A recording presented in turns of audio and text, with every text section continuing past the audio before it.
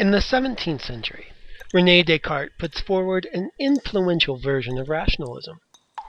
When reading the section on Descartes in Chapter 2 of your textbook, pay attention to both Descartes' theory as well as the social context in which he builds that theory. Descartes conceives of knowledge as a building, and he feels that this building is in an awful state of repair.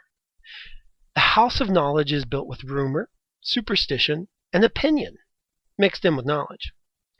Descartes proposes a massive remodeling project, and the first step is to rip out all the sections of the building that aren't knowledge.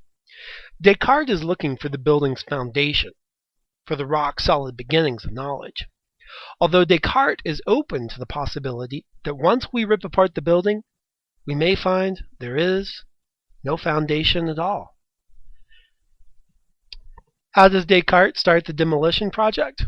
Well, since he is looking for things we can know absolutely for sure, he decides to use a method he calls methodological doubt.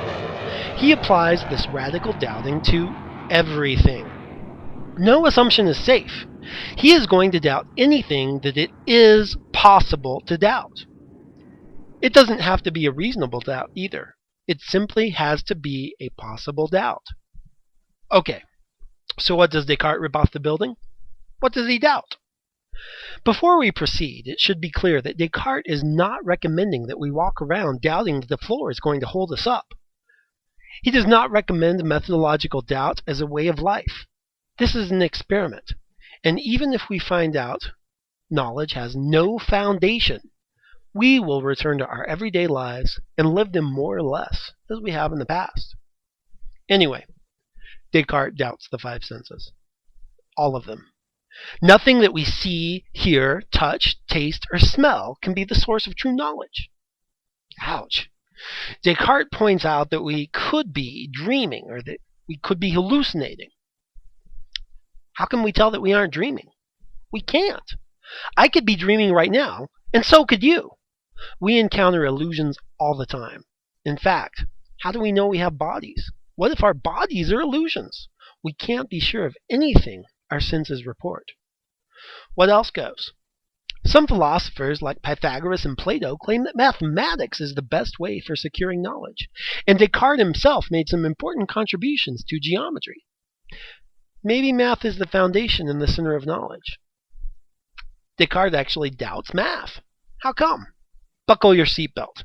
Descartes states that we cannot know for sure that the universe was not created by an evil genius. We have no way of knowing that 2 plus 3 really equals 5, because if the universe was created by an evil genius, he could deceive us into believing 2 plus 3 equals 5 when it really equals 6. Wow, that's some theory, huh? Descartes has done a great job of demolishing the building. What's left? Is anything left? Descartes believes there is. In fact, he believes we have found the foundation. What is the foundation? Cogito ergo sum. That is Latin for I think, therefore I am.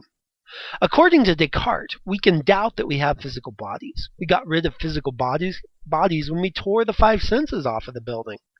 However, we can't doubt that we have a mental self because doubting is a mental activity. If we can doubt, then we must have a mind to doubt with. Amazing. Descartes believes he has found something that it is not possible to doubt. We have a self. I can know I exist, and you can know you exist. But at this point, that's about it. That's called solipsism, by the way. It is the view that one can know one's own consciousness, but cannot know anything about other people or the external world. According to solipsism, each of us is locked inside of our own minds. Descartes is not about to leave us floating there, though, and he attempts to rebuild a bridge to the external world by appealing to innate ideas built on the foundation of cogito ergo sum. Be sure to read the section of Chapter 2 concerning how Descartes argues God, math, and the external world back onto the house after having doubted them away to begin with. Descartes isn't the last rationalist. But before we continue with rationalism, let's take a look on the other side of the fence and see what empiricism has to say. Before I go, let me remind you to study for your first exam, which covers chapters 1 and 2.